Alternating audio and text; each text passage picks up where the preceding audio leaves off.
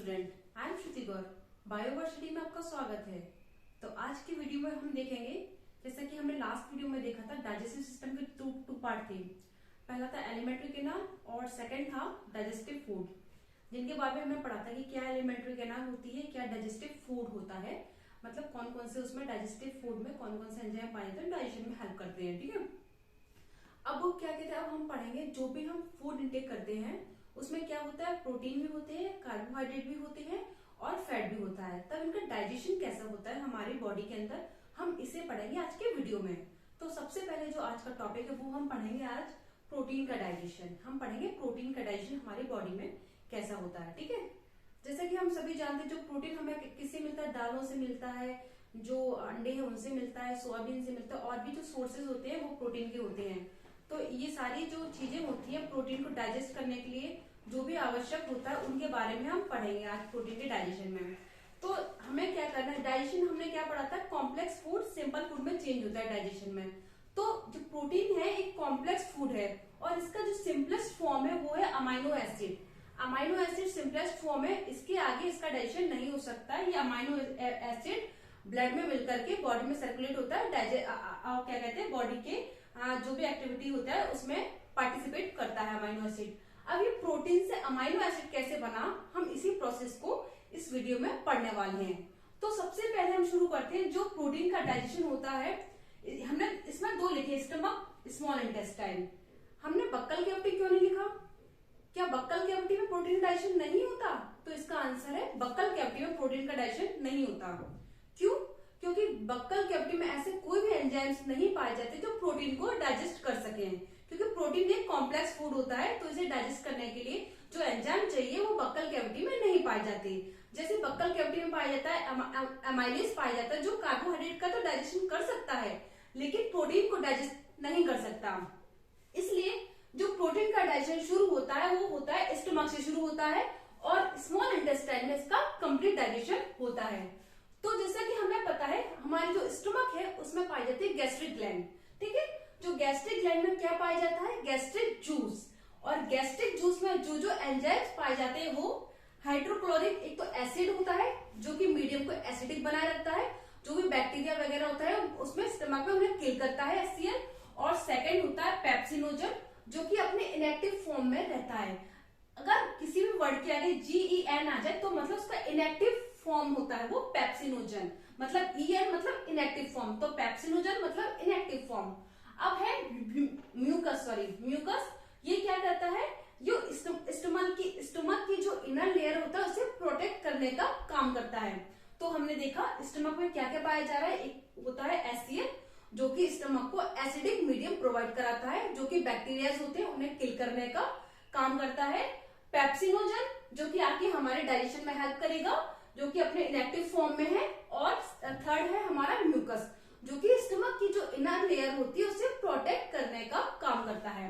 आगे देखते हैं, ये जो पेप्सिनोजन की हमने बताया कि इनएक्टिव फॉर्म है, तो अब ये HCl क्या करेगा, इस पेप्सिनोजन को एक्टिव फॉर्म में लाएगा। मतलब HCl की मदद से ये पेप्सिनोजन पेप्सिन में चेंज हो जाएगा। ठीक है, और ये हेल्प करेगा प्रोटीन के डाइजेशन में। हमने ये देखा ये जो पेप्सिनोजन पाया जा रहा है गैस्ट्रिक जूस में, ये इनएक्टिव फॉर्म में है। तो ये HCl क्या कर रहा है, इस पेप्सिनोजन को पेप्सिन में चेंज कर रहा है और यही पेप्सिन प्रोटीन के डाइजेशन में हेल्प करेगा।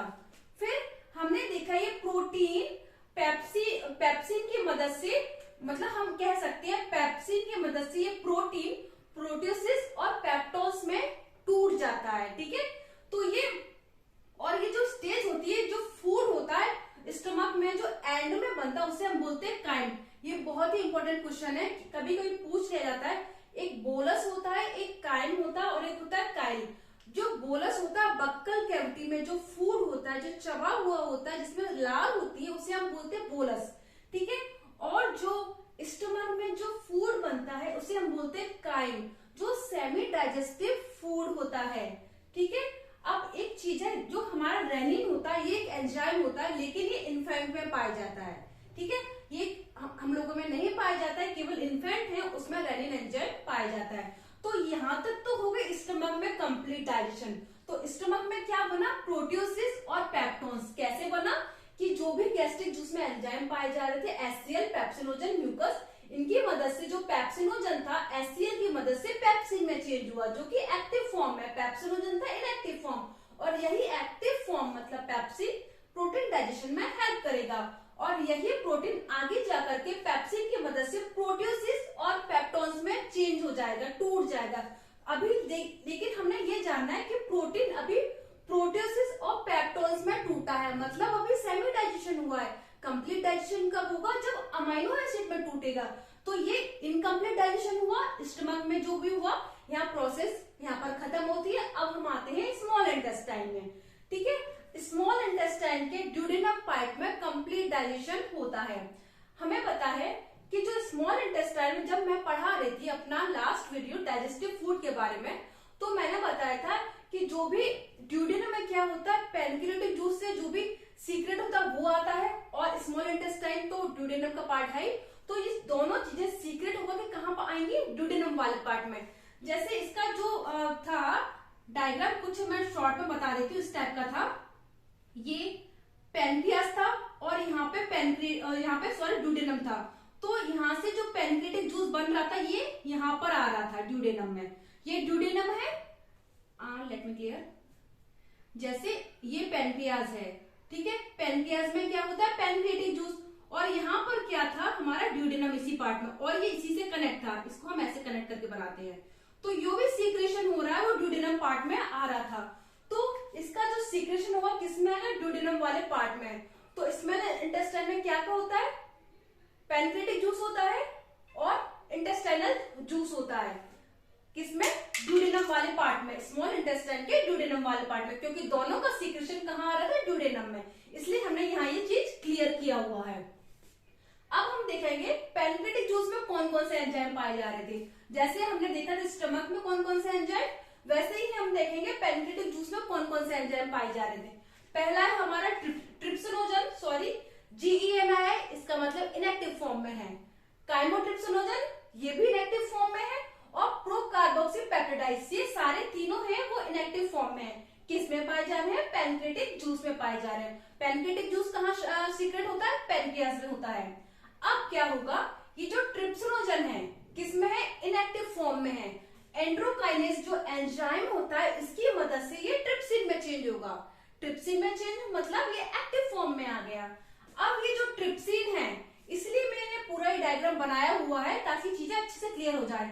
यही ट्रिप्सिन मदद करेगा। ये जो हमारा एंड कहां पर हुआ था? स्टमक में। प्रोटियोसिस और पेप्टोन जो लास्ट प्रोडक्ट बना था ये था हमारा स्टमक में। अब यही जो ट्रिप्सिन बना है, इस प्रोटियोसिस और पेप्टोन्स को किसमें? डाइपेप्टाइड में चेंज करेगा। और जैसा मैंने बताया था कि जो स्टमक में फूड बना था एंड में, उसे हमने बोला था काइल, और ये डाइपेप्टाइड इसे हम बोलेंगे काइल, स्मॉल इंटेस्टाइन का। तो बक्कल कैविटी में जो फूड होता है उसे हम बोलते हैं बोलस, और जो हमारा होता है स्टमक में होता है उसे हम बोलते हैं काइल, और जो स्मॉल इंटेस्टाइन में होता है उसे हम बोलते हैं काइल। तो ये ट्रिप्सिन ने क्या किया? प्रोटियोसिस और पेप्टोन्स को डाइपेप्टाइड में चेंज किया, और डाइपेप्टाइड क्या कहलाए? काइल। इसको फूड को बोलेंगे हम काइल। लेकिन ये डाइपेप्टाइड, इसमें दो मॉलिक्यूल अभी भी नहीं है। डाई मतलब दो मॉलिक्यूल अभी भी है, मतलब कंप्लीट डाइजेशन तो इसका अभी भी नहीं हुआ। अब ये डाइपेप्टाइड्स क्या होगा? डाइपेप्टिडेज एंजाइम की मदद से अमाइनो एसिड में चेंज हो जाएगा, और यहाँ होता है कंप्लीट प्रोटीन का डाइजेशन। जो हमने स्टार्टिंग में बोला था कि प्रोटीन किस में चेंज होगा? अमाइनो एसिड में। तो ये कंप्लीट डाइजेशन होगा, फर्दर डाइजेशन नहीं होगा, क्योंकि सबसे सिंपलेस्ट फॉर्म है वो होती है अमाइनो एसिड, और यही अमाइनो एसिड ब्लड में सर्कुलेट हो जाएगा। तो ये है प्रोटीन का डाइजेशन। शुरू कहां से हुआ? स्टमक से। खत्म कहां हुआ? स्मॉल इंटेस्टाइन के ड्यूडेनम वाले पार्ट में। और इसका जो सबसे लास्ट फॉर्म था वो था अमाइनो एसिड, सबसे सिंपलेस्ट फॉर्म। हमें यही बना था। प्रोटीन जब अमाइनो एसिड में टूट जाता है तो उसे बोलते हैं सिंपलेस्ट फॉर्म, मतलब कॉम्प्लेक्स फूड जब सिंपल फूड में चेंज हो जाता है तो वो होता है डाइजेशन। बस हमें यही पढ़ना था। तो ये आज का ये जो प्रोटीन डाइजेशन है वो कंप्लीट हुआ। अगर किसी को भी इस वीडियो में कोई भी प्रॉब्लम हो तो प्लीज कमेंट बॉक्स में कमेंट करके बताइए। तो अगर ये वीडियो आपको अच्छा लगता है तो please like, share and subscribe कीजिए। Thank you.